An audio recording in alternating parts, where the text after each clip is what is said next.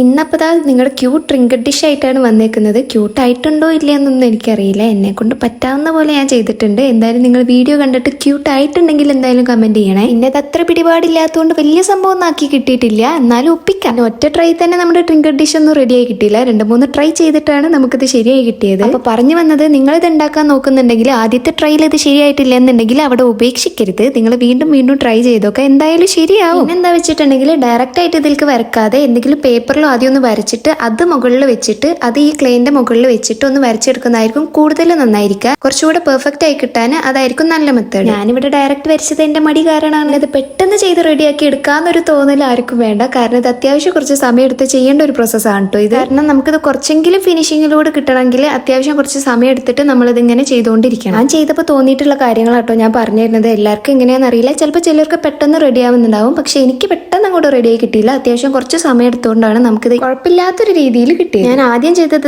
ഈ ഒരു മെത്തേഡ് വെച്ചിട്ടാട്ടോ. ആദ്യം ഒരു ഷേപ്പ് കട്ട് ചെയ്തെടുത്തതിന് ശേഷം മുകളിൽ ഇങ്ങനെ വെച്ചുകൊടുക്കുകയാണ് ചെയ്തത്. പക്ഷെ എനിക്ക് ആ മെത്തേഡ് അങ്ങോട്ട് അത്ര ഇഷ്ടപ്പെട്ടില്ല എന്ന് പറയാൻ കാരണം ഞാൻ വെച്ചപ്പോൾ അത് കൊളായിപ്പോയി. അതുകൊണ്ടാണ് എനിക്കത് ഇഷ്ടപ്പെടാഞ്ഞത്. പക്ഷെ അങ്ങനെയും ചെയ്യാട്ടോ. എനിക്ക് ഒന്നാമത് സമയമില്ലായിരുന്നു. ഒരു സ്ഥലം വരെ പോകണോണ്ട് ഇത് എനിക്ക് പെട്ടെന്ന് തീർക്കണമായിരുന്നു. അതുകൊണ്ട് എനിക്കിത് കൂടുതൽ സമയം മെനക്കെടാൻ സമയമില്ലായിരുന്നു. അതുകൊണ്ട് ഞാൻ വേറെ മെത്തേഡാട്ടോ യൂസ് ചെയ്തത്. ഇതെല്ലാം ഞാൻ ഉരുട്ടി എന്നിട്ട് വേറെ മെത്തേഡാണ് ഞാൻ ചെയ്ത് നോക്കിയത്. പക്ഷെ ഈ മെത്തേഡ് ചെയ്യാൻ പറ്റും. എനിക്ക് ക്ലേ വെച്ച് ഇങ്ങനെ ഓരോന്നൊക്കെ ചെയ്യുമ്പോൾ ഭയങ്കര ഒരു സാറ്റിസ്ഫാക്ഷൻ ആട്ടോ. പിന്നെ സമയം പോകുന്നതേ അറിയില്ല. വേറൊരു മെത്തേഡാണ് യൂസ് ചെയ്തതെന്ന് പറഞ്ഞല്ലോ, അതുകൊണ്ടാണ് ഈ പരത്തുന്നത്.